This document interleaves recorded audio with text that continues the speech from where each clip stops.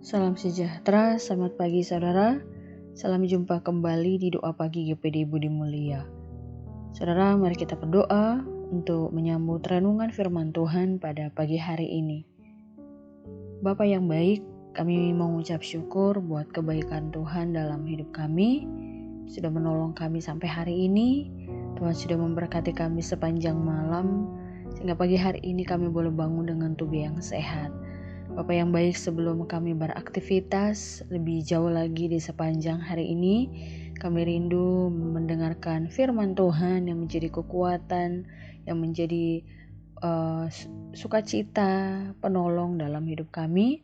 Biarlah Engkau berbicara pagi hari ini, supaya kami boleh dikuatkan kembali, kami boleh semakin lebih mengenal Engkau lewat renungan firman Tuhan pada pagi hari ini. Terima kasih Tuhan Yesus. Kami mengucap syukur, kami siapkan hati kami berdoa di dalam nama Tuhan Yesus Kristus. Haleluya. Amin. Puji Tuhan saudara, firman Tuhan pagi hari ini, Kitab Bilangan pasal yang ke-20 ayat yang ke-12. Demikian firman Tuhan, tetapi Tuhan berfirman kepada Musa dan Harun, karena kamu tidak percaya kepadaku dan tidak menghormati kekudusanku di depan mata orang Israel, itulah sebabnya kamu tidak akan membawa jemaah ini masuk ke negeri yang akan kuberikan kepada mereka. Puji Tuhan saudara. Saudara yang dikasihi oleh Tuhan, kita tahu bahwa kebiasaan bersungut-sungut adalah salah satu kelemahan bangsa Israel. Dalam Bilangan 20, orang Israel kembali bersungut-sungut karena tidak memiliki tempat untuk menabur, tidak ada pohon ara, tidak ada anggur dan delima, serta tidak ada air, saudara. Dan mereka menilai tempat mereka sebagai tempat celaka. Nah, Bapak Ibu Saudara bisa baca itu dalam Bilangan 20 ayat yang ke-5. Nah, sungut-sungut mereka didengar Tuhan dan Musa. Tuhan memastikan bahwa mereka akan mendapat air untuk diri mereka dan untuk ternak mereka. Nah, mereka akan mendapat air dari dalam bukit batu yang akan mengeluarkan air yang melimpah. Jadi mereka tidak akan kekurangan air. Nah, air ini sangat cukup untuk memuaskan rasa haus mereka, dan ternak mereka akan mendapat minum yang cukup juga. Nah, perintah Tuhan kepada Musa sangat jelas, saudara, yaitu agar ia mengumpulkan orang Israel dan berkata pada bukit batu untuk mengeluarkan air. Nah, air pasti akan keluar dari bukit batu itu. Tapi sayangnya saudara, yang dilakukan Musa tidak tepat seperti yang diperintahkan Tuhan. Nah, ini pokok permasalahannya. Jadi ada 3 hal saudara yang perlu kita ambil pelajaran dari sikap Musa atau apa yang dilakukan oleh Musa terhadap apa yang sudah Tuhan perintahkan kepadanya. Nah, yang pertama, setelah Musa dan Harun mengumpulkan orang Israel, yang dikatakan Musa adalah, dengarlah kepadaku, hai orang-orang durhaka. Nah, saudara, itu bisa dibaca di ayat yang ke-10. Nah, jadi berbeda sekali dengan apa yang Tuhan perintahkan. Nah, perkataan itu berfokus pada dirinya sendiri. Nah, padahal saat itu ia sedang mewakili Tuhan.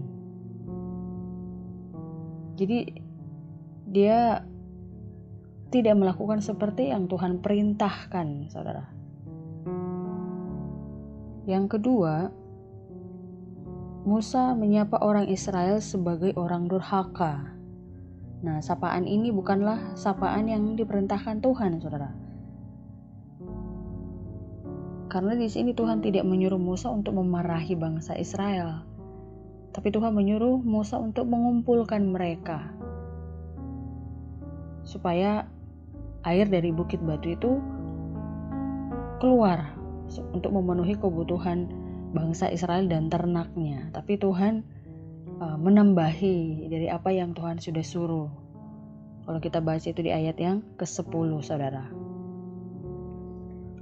Nah, yang ketiga, Musa memukul bukit batu. Nah, padahal yang diperintahkan Tuhan hanyalah agar Musa berkata saja kepada bukit batu itu agar mengeluarkan air. Memang benar bahwa air keluar, saudara, dari bukit batu dan orang Israel beserta ternaknya bisa minum. Padahal sebenarnya perintah Tuhan itu sangat ringan ya. Tuhan cuma menyuruh dia berbicara, maka air dari bukit batu itu akan keluar. Tapi yang Musa lakukan adalah dia memukul bukit batu itu, saudara. Ya memang air keluar, tapi dia melakukan tidak seperti yang Tuhan mau, tidak seperti yang Tuhan perintahkan kepada dia, saudara. Di sini jelas kita melihat bahwa ketidaktaatan Musa terhadap apa yang Tuhan perintahkan. Saudara, kadang-kadang kita bisa bersikap seperti Musa. Kita mendengar atau mengetahui firman Tuhan, tetapi kita menerapkannya dengan cara yang semaunya kita, saudara. Menurut cara yang kita anggap sebagai paling benar. Kita beranggapan bahwa yang paling penting adalah hasil. Nah, adanya hasil kita anggap sebagai tanda bahwa Allah berkenan terhadap diri kita, saudara. Nah, tidak heran bila kita bisa memakai cara apapun untuk mendapatkan hasil. Nah, ini yang agak keliru ya, saudara, dan ini yang sering kita lakukan sebenarnya. Nah, akan tetapi kisah yang kita baca pada hari ini menunjukkan bahwa kita akan lebih penting, bahwa kita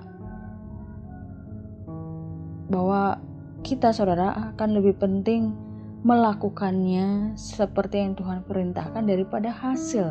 Nah itu, saudara, lebih penting dengar-dengaran kepada firman Tuhan. Karena bila kita taat, hidup kita pasti berkenan kepada Allah. Saudara, kita melihat kekesalan dan kemarahan Musa menyebabkan ia kehilangan kendali atas dirinya, saudara. Ia lupa bahwa firman Allah tidak bisa dilanggar. Nah, dalam firman Allah terdapat integritas dan kesuciannya. Tidak mematuhi perintah Allah berarti tidak percaya kepadanya. Karena itu, saudara, Tuhan menganggap tindakan Musa telah menodai kekudusannya. Seperti ayat yang ke-12, ayat yang sudah kita baca pada pagi hari ini. Nah, saudara, kita melihat bahwa Musa yang disebut sebagai orang yang berhati lembut pun, saudara, bisa jatuh pada kesalahan yang kelihatannya sepele. Dan konsekuensi yang harus ditanggungnya pun tidak ringan, saudara. Nah, di sini kita melihat bahwa Tuhan tidak pernah main-main dengan perkataan dan kekudusannya. Nah, jadi saudara, mari kita belajar dan taat dan percaya pada perintah Tuhan dan janji Tuhan dalam hidup kita. Jadi lakukan saja apa yang Tuhan perintahkan, sesuai apa yang Tuhan perintahkan. Tidak usah menambahi atau mengurangi apa yang Tuhan firmankan. Itu yang kita perlu pelajari dari firman Tuhan yang kita sudah baca pagi hari ini, dari apa yang sudah dilakukan oleh Musa terhadap bangsa Israel. Nah, apa yang terjadi, saudara, karena ketidaktaatan Musa kepada perintah Tuhan, Tuhan berkata bahwa dia tidak akan bawa bangsa Israel masuk ke tanah perjanjian. Dalam arti kata, saudara, Tuhan mengganti Musa karena ketidaktaatannya, saudara, ketidakdengar-dengarannya kepada firman Tuhan. Yang tadinya Musa yang akan membawa bangsa Israel menuju tanah perjanjian, itu tanah Kanaan. Tapi karena ketidaktaatannya, kurang dengarannya kepada Tuhan, sehingga Tuhan berkata bahwa dia tidak akan membawa bangsa Israel itu masuk ke tanah Kanaan. Dan kalau kita baca ayat-ayat selanjutnya saudara, maka Tuhan memberikan tongkat estafet itu kepada Yosua yang akan menjadi pengganti Musa. Saudara, ketaatan dan ketekunan dalam menghayati firman Tuhan sangat diperlukan di dalam hidup kita, di dalam kita menjalani sehari-hari, saudara.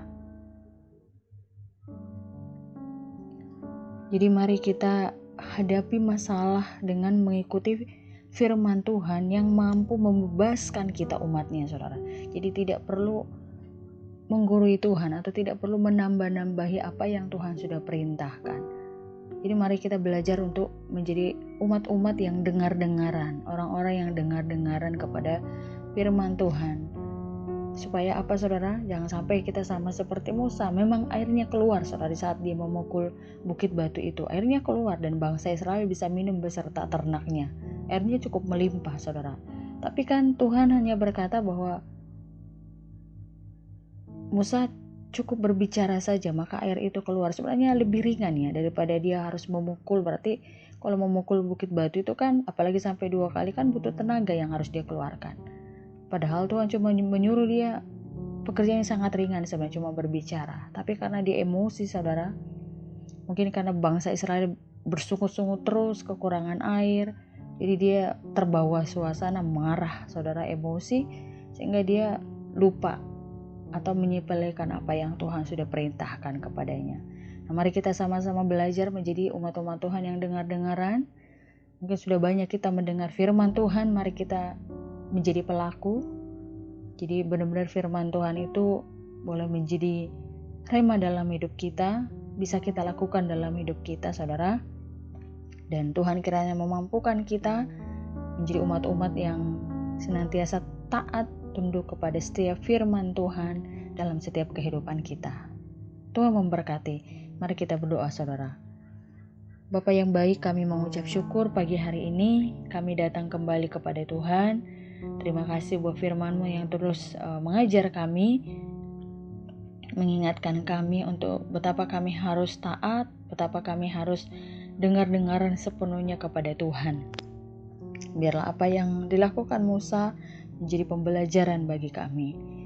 Dan mampukan kami untuk melakukan setiap kebenaran firman-Mu yang kami sudah ketahui, yang kami sudah dengar dalam setiap kehidupan kami. Bapa, sepanjang hari ini kami serahkan hidup kami. Dalam segala aktivitas kami rindu Tuhan Engkau bersama dengan kami yang akan memberikan kekuatan, kemampuan, pertolongan bagi kami. Berkati segala aktivitas daripada setiap umat-umat-Mu, Tuhan kiranya membela, menolong senantiasa. Dan Engkau senantiasa yang akan campur tangan dalam setiap apapun yang kami kerjakan, supaya nama Tuhan dipuji, dipermuliakan di dalamnya. Kami serahkan sepanjang hari ini ke dalam tangan-Mu Tuhan. Roh, jiwa, tubuh kami biarlah ada dalam pimpinan Tuhan. Untuk bungkus kami dengan kuasa-Mu di sepanjang hari ini. Terpujilah Tuhan, kami mau jalani hari ini. Kami mengucap syukur kepada Tuhan. Di dalam nama Tuhan Yesus kami berdoa. Haleluya. Amin.